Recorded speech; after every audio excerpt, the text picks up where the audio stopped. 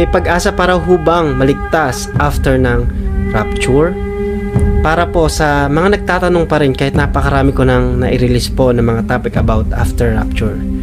Kinakatakot po ng bawat isa ay yung tribulation period, the 7 years of Great Tribulation.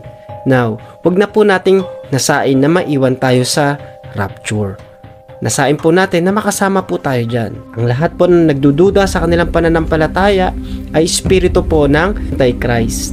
Kino-confuse pa tayo dun sa paniniwala natin, sa pagkakaroon natin ng belief sa ating Panginoong Jesucristo na nung tayo po ay nanampalataya dahil sa grace ng Panginoon, yun na yung assurance po natin. At we can live in peace, we can live in harmony. Hindi natin dapat katakutan po yun. Nabubuo rin sa isipan natin kasi nga we are in this world na nakakapag-commit tayo ng kasalanan kahit believer na tayo. Kung nag-i-struggle po tayo na paulit-ulit tayo nakakabalik dun sa dati nating makasalanang pamumuhay, nakapag-commit tayo ng pa isa-isa, tapos magre-repent, nag-i-struggle tayo dyan.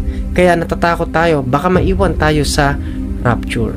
Pero totoo po nito, kung nasa atin ang banal na espiritu, they lead us. Hindi masama ang Panginoon na nakagawa ka ng kasalanan ngayon, iwan ka na.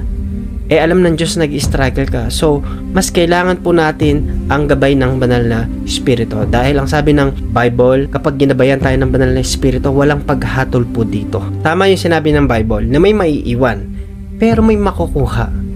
Ngayon, ito yung ating prayer, na isa tayo sa makuha po doon.